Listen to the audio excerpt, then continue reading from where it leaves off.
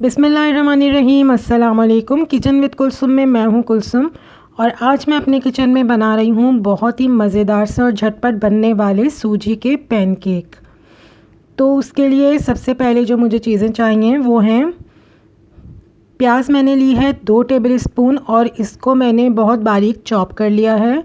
1 हरी मिर्च है, 1 टीस्पून धनिया है, 2 टेबल स्पून शिमला मिर्च है जो मैंने बारीक काट ली है और 2 टेबल स्पून टमाटर हैं जिनको मैंने बारीक काट लिया है। 1 टीस्पून अदरक है जिसको मैंने बारीक चॉप कर लिया है।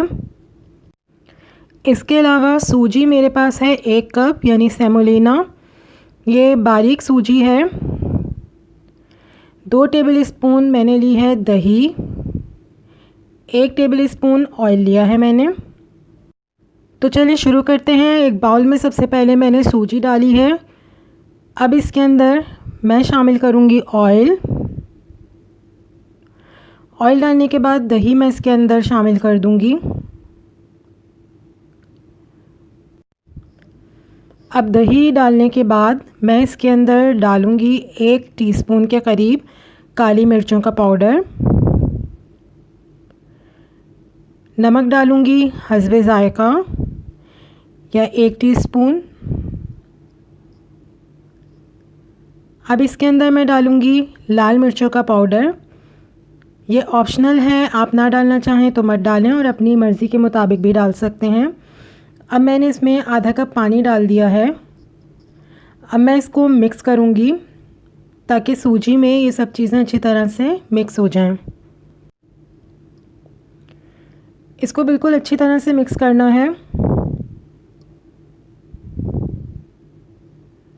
अब इसको मैं 20 मिनट के लिए छोड़ दूंगी ताकि सूजी जो है वो फूल जाए अच्छी तरह। 20 मिनट हो चुके हैं। मैंने इसमें थोड़ा सा पानी शामिल कर दिया था, आप इसकी कंसिस्टेंसी देख सकते हैं। अगर आपको ये बहुत ज़्यादा गाढ़ा लगे तो इसमें पानी और शामिल कर सकते हैं। अब मैं इसके अंदर ये सारी सब्ज़ियां डाल दूंगी, शिमला मिर्च, टमाटर, हरा धनिया, हरी मिर्चें, प्याज और अदरक। इसमें आप अपनी मर्ज़ी के मुताबिक भी सब्ज़ी शामिल कर सकते हैं, गाजर चाहें तो शामिल कर सकते हैं या बंद गोभी चाहें तो वो शामिल कर सकते हैं। तो अब मैं इसको अच्छे तरीके से मिक्स कर दूंगी ताकि सूजी में सारी सब्ज़ियां अच्छी तरह मिक्स हो जाएं। ये अच्छी तरह मिक्स हो गई हैं। अब अगर इसकी कंसिस्टेंसी मुझे गाढ़ी लग रही थी तो मैंने इसके अंदर थोड़ा सा पानी और शामिल किया है। इसको बहुत ज़्यादा गाढ़ा नहीं रखना और पतला भी नहीं करना।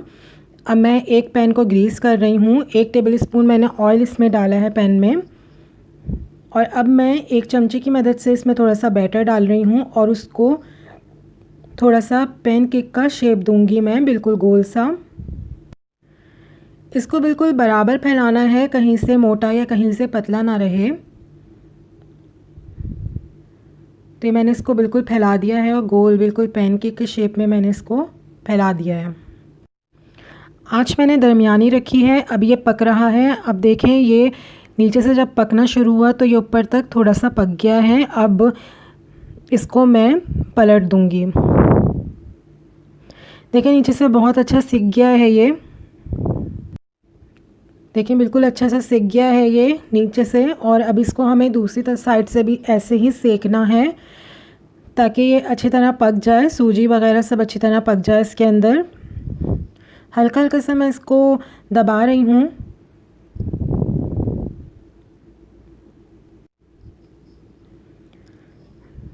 तो ये दूसरी तरफ से भी अब पक चुका है।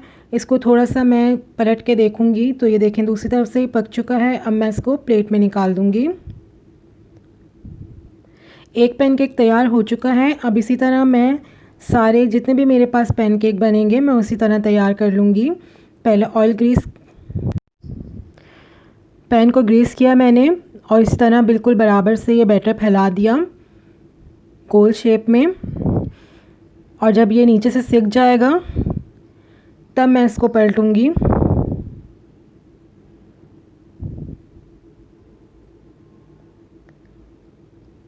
ये देखें ये सिक चुका है एक तरफ से, मैंने इसको पलट दिया है।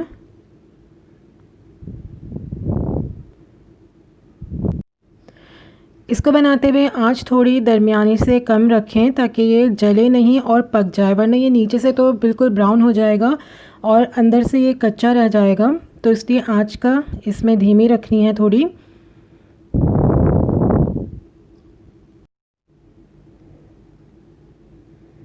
तो यह पक रहा है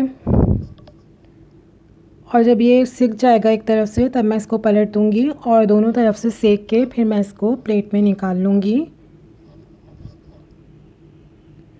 ये देखें कितना अच्छा कलर आया इस पर। ये शाम की चाय के साथ बनाएं, ये बहुत अच्छे लगते हैं, बहुत मज़े के लगते हैं ये, और बहुत इजी और क्विक बनने वाली रेसिपी है। तो अब मैंने इसको भी निकाल लूँगी प्लेट में।